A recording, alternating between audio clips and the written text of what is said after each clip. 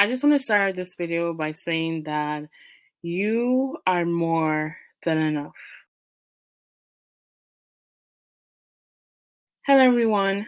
My name is Fumi, and I am going to be talking about the topic of thinking you are not enough. Where does this mindset come from, and what does it mean for people who think this way? There are many different theories as to where this mindset comes from, how it develops, where it starts, and why it starts, and all of this. And thinking you are not enough. I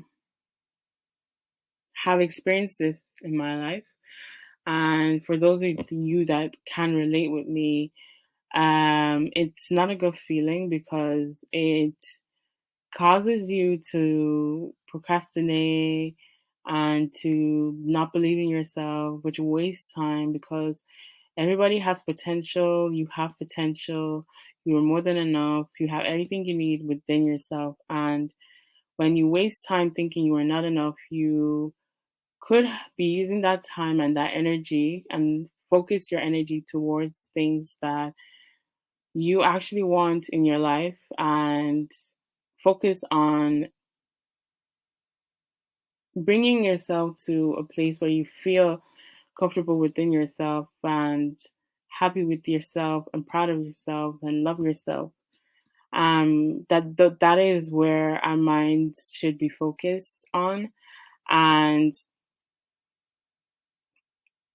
being on a journey of loving yourself and experiencing these kind of thoughts or having this type of mindset.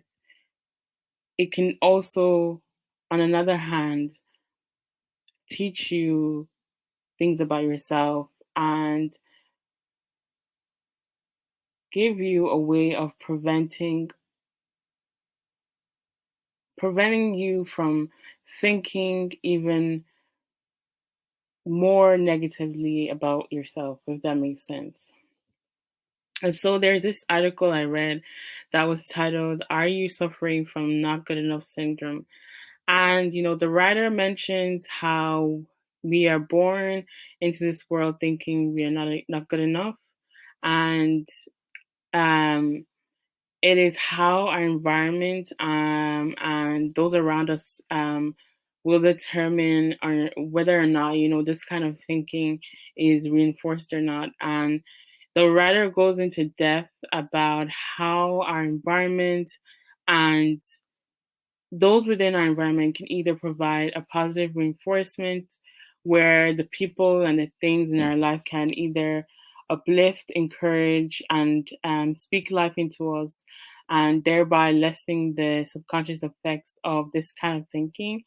And on the other hand, the writer also talks about how our environment can also be used against us by speaking down to us and discouraging us and comparing ourselves on a whole other host of things, which could increase the effects of this thinking on our subconscious mind, which would, as a result, have an effect on our behaviors and our lives. Thinking you're not thinking you're not enough can come from the way you were brought up. It can come from media. It can come from certain thoughts you have about yourself. And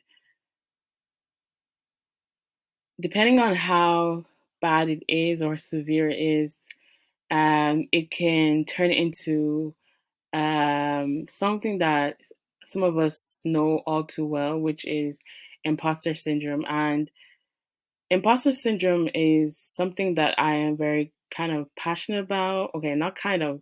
It's either I'm passionate or not. um, I, I feel strongly about. It's what I'm gonna say, because imposter syndrome is basically like feeling like you don't know what you're talking about. So you may know what you're talking about. You may be well experienced, well knowledgeable about the things that you're talking about, but then you feel like when you start talking or if you start presenting the knowledge you know or the experiences you have, you start feeling like someone is going to out you or someone is going to figure out that you don't know really what you're talking about.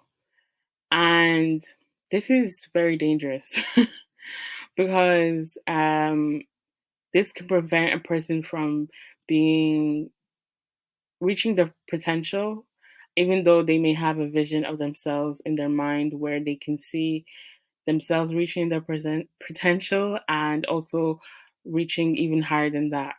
And I just for 1 second want to ask you to just for a second imagine, could you imagine for just for a second what the world would look like if we believed in ourselves as much as we believe in others? You gas your friends, you hype your friends, you encourage your friends, and you don't give that same energy to yourself. And you have to ask yourself, why don't you do the same for yourself? Why do you feel like you don't know what you're talking about when you do? And you just have to keep asking yourself, why, why? Why do I feel this way about myself? Why have I let myself go down this path? And how can I come out of this so that I don't see myself this way, I don't perceive myself this way? And when you type into Google, what is imposter syndrome? Imposter syndrome comes up as also called perceived fraudulence. This is why I feel strongly about it. It involves feelings of self doubt and personal incompetence that persist despite your education, experience, and accomplishments. To counter these feelings, you might end up working harder and holding yourself to even higher. And my input is unrealistic standards. So my input was the word unrealistic because other people will come to you and say, they look up to you, you inspire them with what you're doing, and, you know, they can't believe that you did this and they're so proud of you. And then you don't even see yourself that way. And then you feel like you're not doing enough and you don't know enough when you do. And there is the external validation to show that, yes, you are you are walking the walk, you are talking the talk, and you're walking what you talk.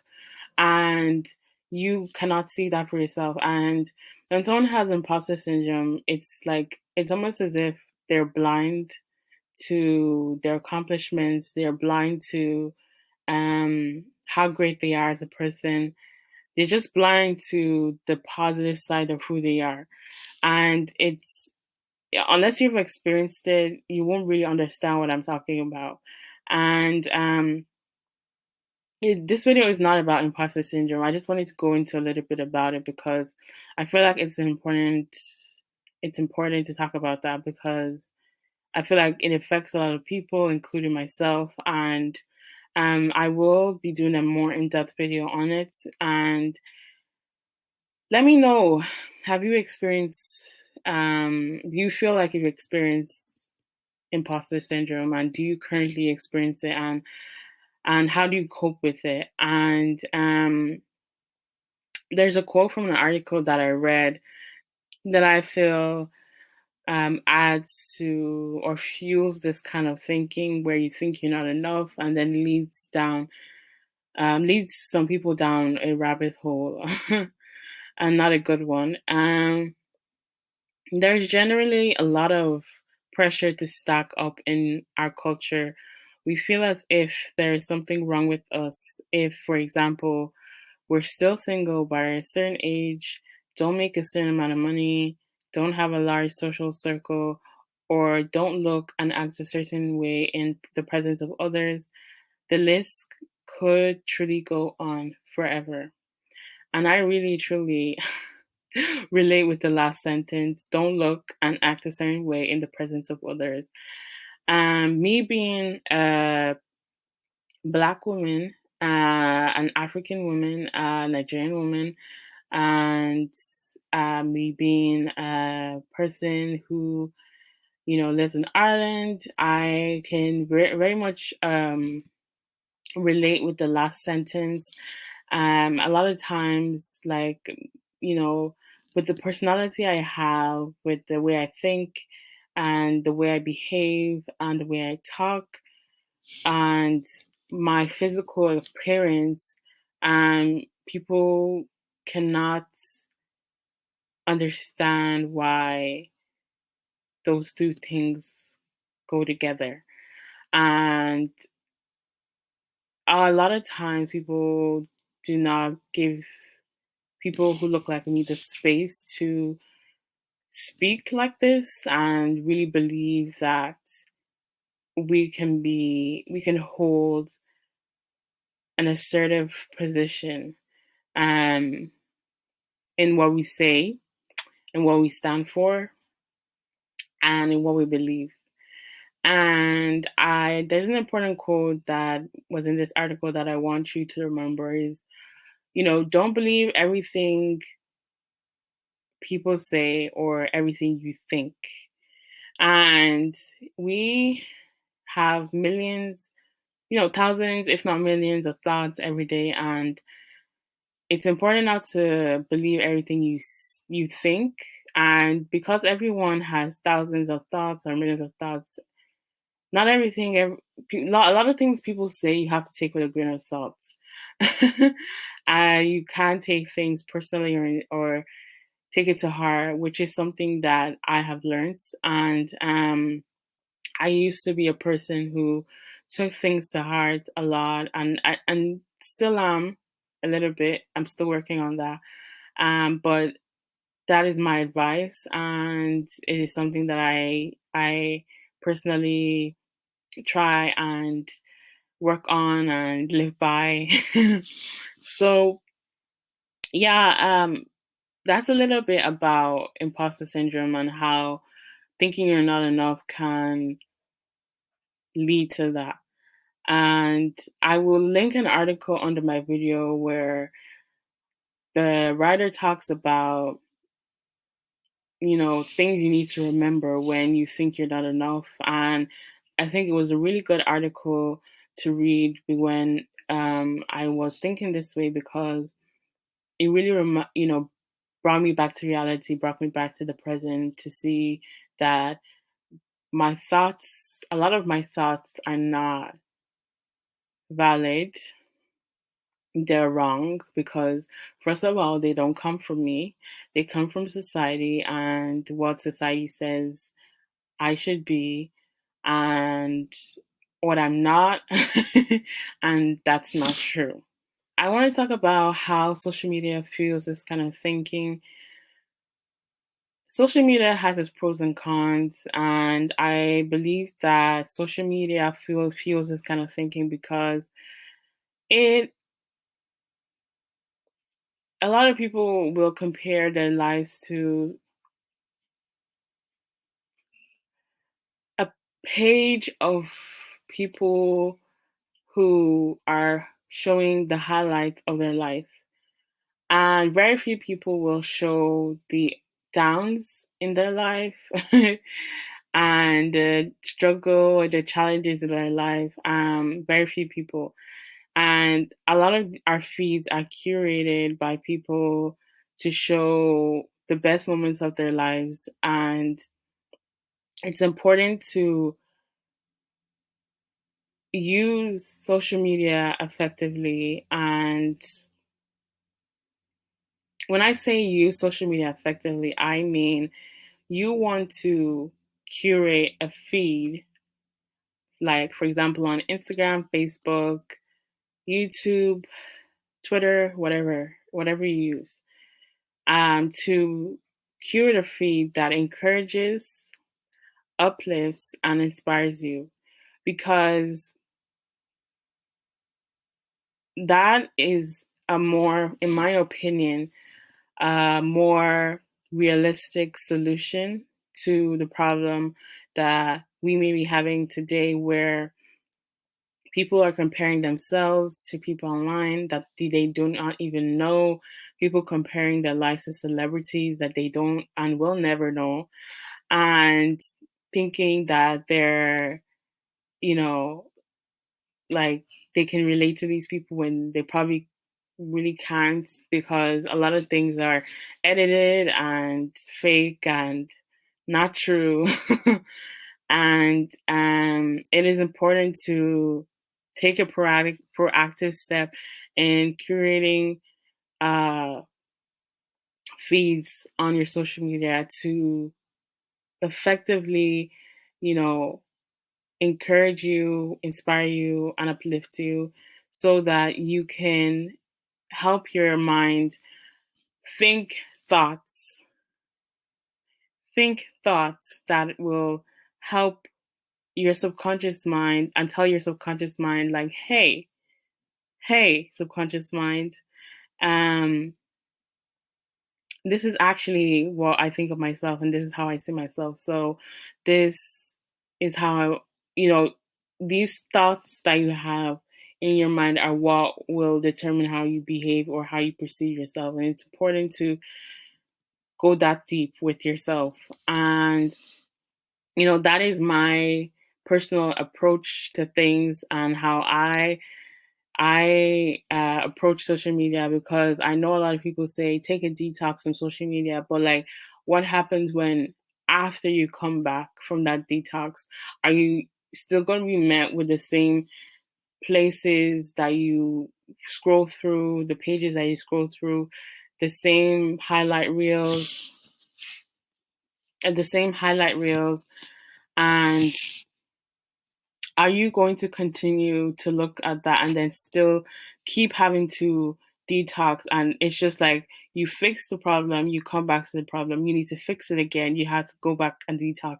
It's a continual and perpetual cycle that is never ending until you actually fix the actual problem, because detoxing does help, but it's not fixing the problem, if you understand what I mean. So here are a few ways that may help you overcome thinking this way. And I like to believe that thinking you're not enough is a limiting fixed mindset. And it's something that I learned from a coaching program that I took. And um, I want to present a few ways that, you can kind of develop a growth and empowering mindset, or you can um, promote or cultivate within your mind a growth and empowering mindset, which I feel like we should strive to have within ourselves. Um, and if that is something that you're open to doing for yourself, these are the number one. The first thing you can do is by surrounding yourself with people who genuinely support and encourage you. And this is an important positive reinforcement that I feel like everybody needs, especially if they're trying to go from a limiting fixed mindset to a growth and empowering mindset. It's important to have people there to reinforce that mindset and those thoughts that you're having. And that is why I said who you need genuinely supportive people in your life. Genuinely. Not people who are just going to be there to hype you up and they're not really, really meaning it. They're just doing it so that you can do it back for them, you know? You know what I mean. The next thing is realizing when you first started feeling not good enough and why you don't feel enough, and really process that and allow yourself to time to come to an understanding, to that understanding. And the reason why I say, you need to realize when you started feeling you're not good enough and why you don't feel good enough is because prevention is better than cure. Prevention is better than cure because when you realize what made you feel that way and why you feel that way, you will be able to nip it in the bud in the future if it starts to creep back. And when you allow yourself time to come to an understanding of all of this, you won't have to go through that again, is what I'm trying to say. So I really encourage you to really take that second tip seriously and take the time to actually delve deep within yourself and really just come to an understanding as to how you came to this point if you are experiencing this. And the last 2 points are change your use of social media, and I already explained this in the earlier in the video, and it's obviously to effectively use social media to help encourage, uplift, and inspire you, so that going into your new growth and empowering mindset, you can have things around you that you use or tools around you that will help reinforce this way of thinking. And the last thing, and all of these steps are important. They're in no order. They're just I'm just naming them. The last thing is to prioritize yourself at least one day a week. I encourage more days than one, but if you can just only get one, do it because it's important. I know for an example, I love washing my hair. I love conditioning it. I love taking care of it. And it's a therapeutic session for me. And it really helps me relieve stress. And um, when I don't get the chance to do that during the week, I notice I feel burdened. Like my mind feels stressed and I can feel it. Like I can really feel the energy around me that's how I'm feeling. And so that is one thing that is a part of my therapeutic session for myself and how I prioritize myself. So I think it's important that you prioritize yourself at least once a week where you just do something you really enjoy that really just genuinely make you happy and gives you, makes you feel relaxed and rejuvenated. And yeah, so that is all I have for this video. I truly hope that this video was helpful, and um, I hope that you actually use these tips and use this video as a tool. And if you feel like someone needs to hear what I'm sharing, share it with that person, and because you don't know who you could be helping. And yes, I will see you guys in my next video. Have a good day. Bye.